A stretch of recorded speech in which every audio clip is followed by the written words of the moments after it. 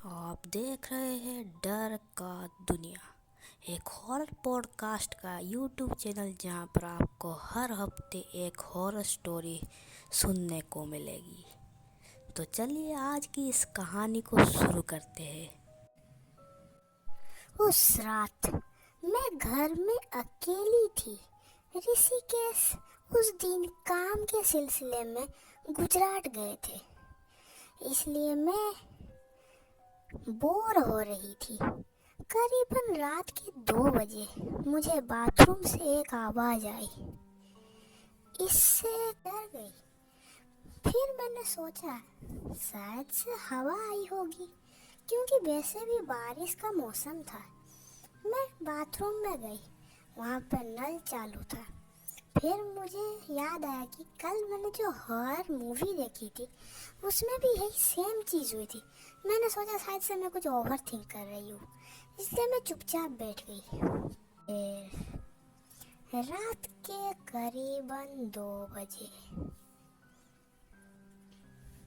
Bathroom से एक और आवाज आई, जैसे कि कोई लड़की उल्टी कर रही हो। लेकिन मैंने उसे इग्नोर किया। लेकिन कितना ही इग्नोर करती। यही चीज़ें मेरे साथ अगले एक हफ्ते तक नॉन स्टॉप होने लगी, और वो भी रात के एग्जैक्टली 2 बजे। मुझे पहले पहले डर न लगने लगा, लेकिन फिर मुझे याद आया कि ऋषिकेश को तो अभी तक लौट आना चाहिए। वो अभी तक लौटे क्यों नहीं है? मैंने सोचा शायद से कोई गड़बड़ हो गई होगी। मैंने ऋषिकेश को कॉल किया। उन्होंने कहा कि काम के सिलसिले में उन्हें और 2 हफ्ते पड़ेंगे उसी साइट पर गुजरात के। तो मैंने सोचा कोई बात नहीं, काम पे उन्हें फोकस करने देना चाहिए, और मैं उन्हें कम ही कॉल करने लगी। उसी दिन मेरे एक पड़ोसी ने, मतलब रीमा आंटी बोले तो, उन्होंने मुझे कहा कि मेरा घर भूतिया है। मैंने पूछा ये घर तो हमने पूरा पैसा देकर खरीदा है, कौन सा कोई रेंटेड हाउस है? उन्होंने कहा हमसे पहले यहाँ पर जो फैमिली रहती थी वो रेंट पर रहती थी, और उनके छोटी बच्ची की वहाँ पर डेथ हो गई थी।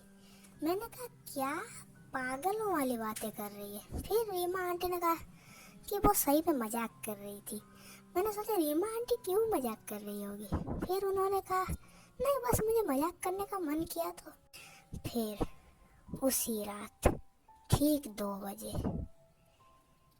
बाथरूम से आवाज आई, लेकिन मैंने बाथरूम के अंदर जाने की गलती नहीं की। लेकिन अब कितना ही खुद को रोकती। मैं बाथरूम में गई। बाथरूम के आईने पर मुझे किसी की परछाई दिखी, लेकिन फिर अचानक से वो गायब हो गई। मुझे तभी लगा कि शायद से कुछ गड़बड़ है इस घर में।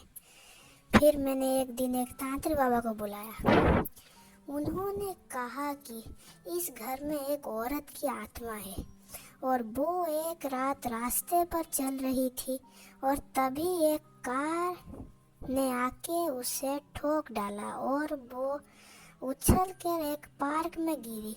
उसकी कोई वस्तु यानी कि कोई चीज़ मेरे पास है, तभी वो मेरे पीछे पड़ गई है। मुझे लगा शायद से कुछ होगा इस घर में, क्योंकि मेरे पास तो वैसी कोई चीज़ है नहीं।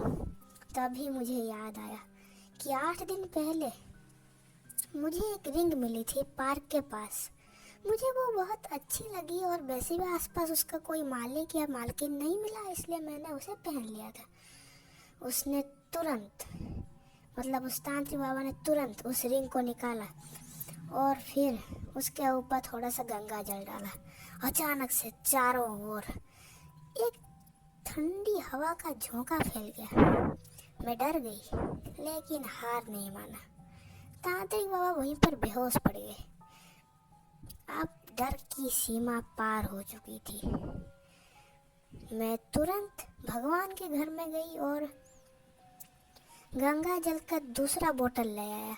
मैंने उस रिंग को उस बोतल के अंदर डाल दिया और उसे लेकर बाहर फेंक दिया, और उस दिन से मेरे साथ फिर कभी ऐसा कुछ और नहीं हुआ।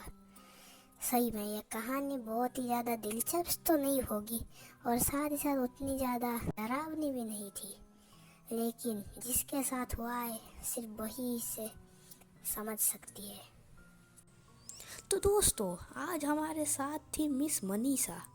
बोले तो मिस मनीषा शर्मा। वो वैसे भी अभी नई नई हिंदी सीख रही है, क्योंकि वो बचपन से ही अमेरिका में थी, तो उनसे थोड़ी बहुत गलती भूल चूक हो सकती है बोलने में। तो प्लीज़ आप लोग उन्हें माफ़ कर दीजिए और इस वीडियो को जितना हो सके उतना सपोर्ट कीजिए।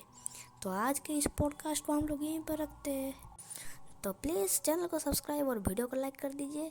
अगली बार मैं अपनी खुद की एक हॉरर स्टोरी आपको सुनाने वाला। पहला वीडियो था इस चैनल का, इसलिए मैंने एक गेस्ट को बुलाया, लेकिन अगली बार वो गेस्ट मैं खुद रहूँगा।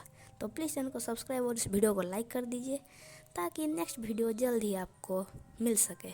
आपके तक पहुंचाने के लिए मैं कुछ भी कर सकता हूं, यूट्यूब या इंस्टाग्राम पर भी डालूंगा, लेकिन अफसोस मेरे पास कोई इंस्टाग्राम आईडी है नहीं। आप लोग यूट्यूब पर अभी का अभी सब्सक्राइब कर लीजिए। नेक्स्ट वीडियो जल्दी आने वाली है। Thank you.